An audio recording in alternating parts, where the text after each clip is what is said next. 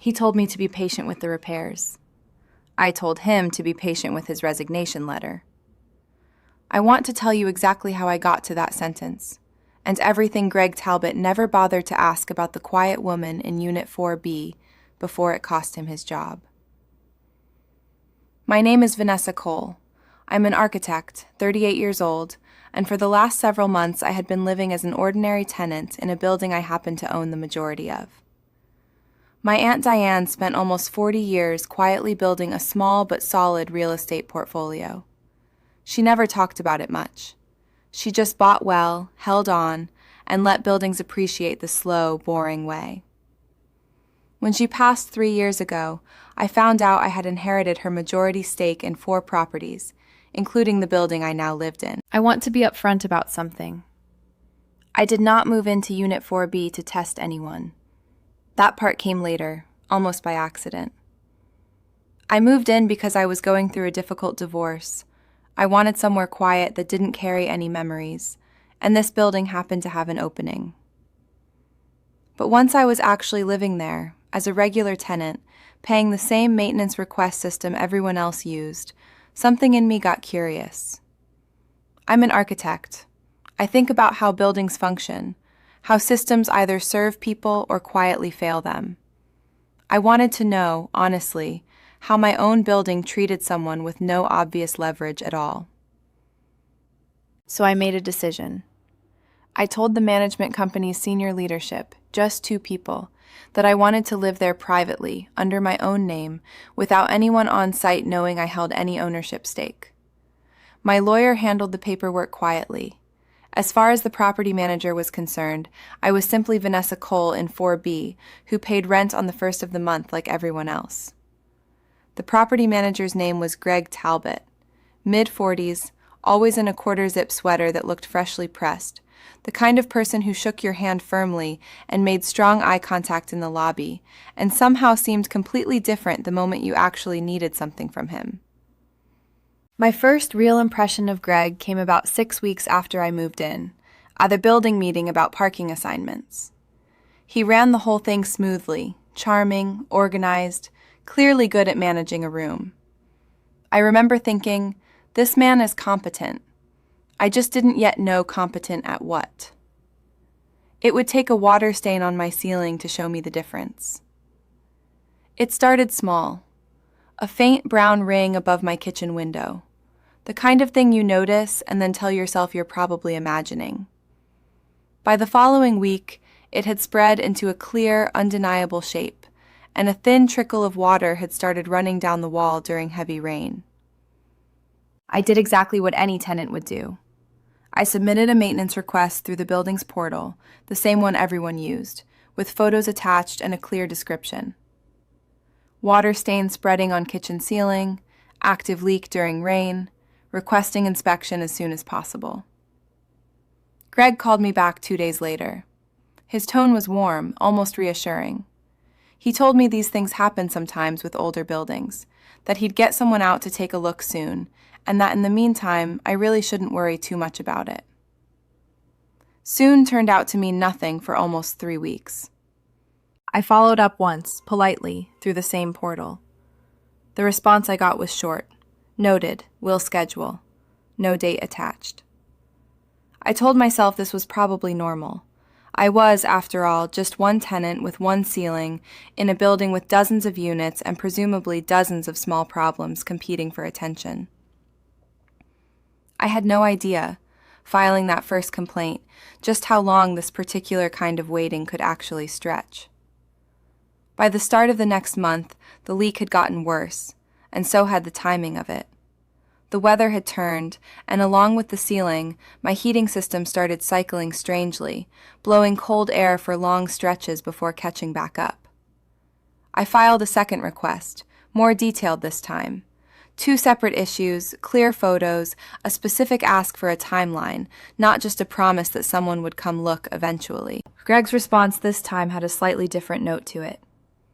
He told me he understood my frustration, but that I needed to understand they had a lot of units to manage, and that I should try to be patient while they worked through the queue.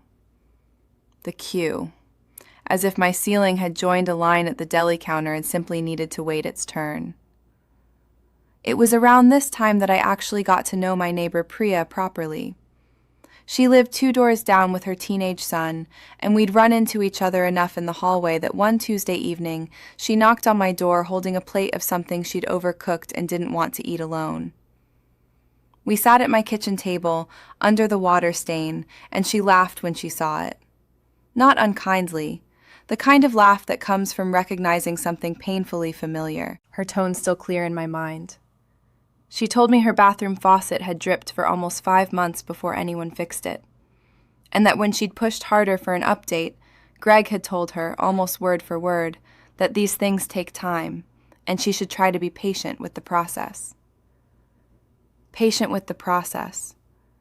I remember that exact phrase landing somewhere specific in my chest, because it told me something important. This wasn't really about my ceiling at all. This was simply how Greg operated, with anyone he had decided wasn't worth his real effort.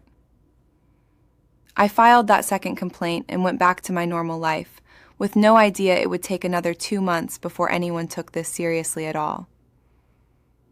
A contractor did eventually show up, about 5 weeks after my second complaint. He spent maybe 20 minutes in my kitchen, applied something to the ceiling that looked more like a patch than a repair, and told me it should hold for now. It held for 11 days. Then the stain came back, slightly larger, with a faint smell I hadn't noticed before, the particular damp, musty smell that makes you start wondering about mold even before you've confirmed anything. I called Greg directly this time, instead of using the portal. I wanted to hear an actual person address an actual problem, instead of a ticket disappearing into a queue. He picked up, sounding mildly put out, the way people sound when a phone call interrupts something they consider more important. I explained the patch had failed, that the smell concerned me, and that I needed someone out properly this time, not another 20-minute fix. He sighed, audibly, before he answered. He told me he had bigger issues on his plate that week, a unit with an actual flooding problem, and that my situation, in his words, sounded cosmetic at this point. He told me, again, that I needed to be patient with the repairs, that everything would get handled eventually. Cosmetic. As if a damp ceiling with a developing mold smell in a unit I slept in every night was simply an aesthetic preference I happened to have. That was the moment something shifted in me, though I didn't act on it right away. I want to be honest about that. I didn't immediately think, I'm the owner, I'll fix this with one phone call. I thought, as a tenant genuinely would, that I needed to protect myself, because clearly no one else was going to. I started documenting everything from that point forward. Every call, dated and timed. Every promise Greg made, written down in his exact words as soon as I hung up. Photos of the ceiling, time-stamped, week by week. I told myself this was simply being a careful tenant. I didn't yet have a plan for what I'd do with any of it. I did not tell him who I was during any of this. I told myself I was being patient. I now think I was simply curious how much worse it would get. The turning point came on a night I genuinely wasn't expecting. I'd had a cough for almost 2 weeks that I kept blaming on a cold going around the office. One night, lying in bed, I had a real coughing fit that left me sitting upright, eyes watering, and I finally let myself look directly at what I'd been avoiding. The smell in that corner of the apartment had gotten stronger. I pulled a flashlight from the kitchen drawer and got close enough to the ceiling to see it properly for the first time. A faint, dark patch of something I didn't need a lab test to recognize. I sat on my kitchen floor that night, at almost 1 a.m, and felt something I hadn't let myself feel through any of the polite phone calls and patient documentation. I felt genuinely unsafe in my own home, and I felt furious that it had taken actual physical illness for me to admit that to myself. That was the night I decided this had gone on long enough. Not because of who I was, because of what was actually happening to me. The same thing that had apparently already happened to Priya, and probably others I hadn't even spoken to yet.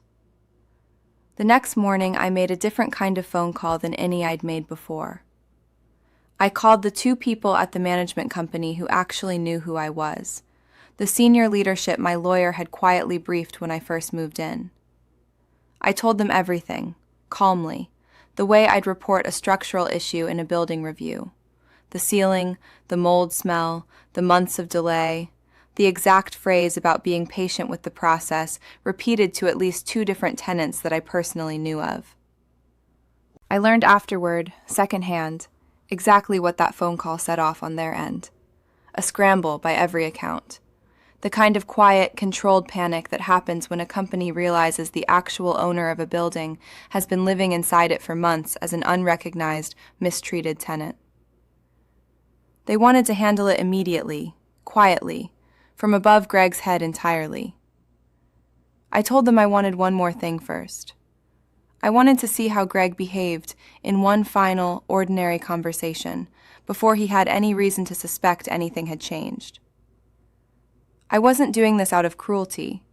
I genuinely wanted to know whether his dismissiveness was simply about not yet knowing who I was, or whether it was just who he was, period, with anyone who couldn't immediately hurt him. I scheduled one last meeting with Greg myself, in his office, framed as a final, serious complaint about the ceiling. I had no idea, walking in, that I was about to get my answer in less than 2 minutes. He had me sit across from his desk, the same quarter-zip sweater, the same firm, friendly handshake he gave in the lobby. I laid out the timeline calmly. The original leak, the failed patch, the smell. The mold I'd now confirmed myself with a flashlight at 1 a.m. He nodded along, made a sympathetic face at all the right moments, and then told me, in almost the exact words he'd used before, that he understood my frustration, but that these things genuinely do take time, and he needed me to be patient with the repairs. There it was again. The same phrase, the same tone. Nothing about my situation had changed his approach at all, even after months, even after mold, even after a direct conversation about my own health. I told him to be patient with the repairs. I told him to be patient with his resignation letter. I watched his face do something I'll remember for a long time. Confusion first, the kind of polite confusion you have when someone says something that doesn't quite parse. Then I told him plainly who I was, majority owner of the building, the same Vanessa Cole he'd been telling to wait in a queue for 5 months. He went very pale, very quickly. He started to say something about how he hadn't known, how things would have been different if he'd known, and I let him get about halfway through that sentence before I stopped him. I told him that was exactly the problem. Things shouldn't have needed to be different depending on who was asking. A leaking ceiling and a mold concern deserve the same urgency, whether they belong to the owner or to the quietest tenant in the building. He had simply chosen, for months, to give neither of us that urgency. I left his office that day without raising my voice once. I had no idea, walking back to my own apartment, just how much the next 2 weeks were about to confirm what I already suspected about him. The management company opened a full review, not just of my case, but of every maintenance request filed in that building over the past 2 years. It took them about 10 days to put together a complete picture. It was worse than even Priya's story had suggested. Dozens of delayed requests. A pattern of faster responses for units occupied by tenants who'd complained loudly or threatened legal action, and consistently slower, more dismissive handling for tenants Greg seemed to have privately decided were easy to ignore. Elderly residents, single parents, people who, like me at the start, simply assumed waiting politely was their only real option. I sat with that review for a long time before responding to it, because what it confirmed wasn't really about me at all anymore. It was about a system that had let one man quietly sort tenants into who deserved real effort and who didn't for 2 years, without anyone above him noticing or caring enough to check. The decision to end his employment wasn't really mine to make alone, and I didn't ask it to be. I provided my documentation, the management company added their own findings, and together it built a case that had nothing to do with one bad ceiling and everything to do with a sustained, confirmed pattern. Greg's employment ended within the month. I wasn't in the room when that conversation happened. I didn't need to be. Some things land just as completely without me standing there to watch them land. What I do remember clearly is the week after, when word started spreading through the building about who I actually was. Priya found out from another neighbor before I'd even had the chance to tell her myself. She knocked on my door that evening, stood in the hallway for a second just looking at me, and finally said, "So the lady who ate my burnt casserole at her kitchen table owns the building." I told her yes, and braced myself a little, not sure how she'd take it. She just laughed, the same warm laugh from that first night, and told me that explained absolutely nothing about why I'd let my own ceiling leak for 5 months before doing anything about it. I told her the truth. I hadn't been testing anyone at the start. I'd just wanted to live quietly, and somewhere along the way, staying quiet had taught me more about my own building than any report from the management company ever could have. I'm still in 4B. I want to be clear about that, because people sometimes assume a story like this ends with someone moving into the building's nicest unit and never speaking to a property manager again. I take a more direct role now in how the building is actually managed. I review maintenance response times personally every month. I make a point of knowing, by name, who handles requests and how quickly they actually move, not just on paper. But I still live in this same unit, pay attention to this same hallway, and still occasionally eat overcooked casseroles at my own kitchen table with Priya, under a ceiling that, for the record, has been perfectly dry for almost a year now. Those months as an ordinary tenant taught me something I don't think I would have learned any other way. There are people who treat others well because someone above them is watching, and there are people who do it simply because it's who they are, regardless of who's paying attention. Greg was the first kind, for as long as it served him. The contractor who eventually fixed my ceiling properly, on his own time, without being asked twice, turned out to be the second kind. I know now, in a way I never could have learned from a spreadsheet or a portfolio report, exactly which kind of person I want running anything I'm responsible for, and exactly which kind of person I want to be, the day no one happens to be watching me either.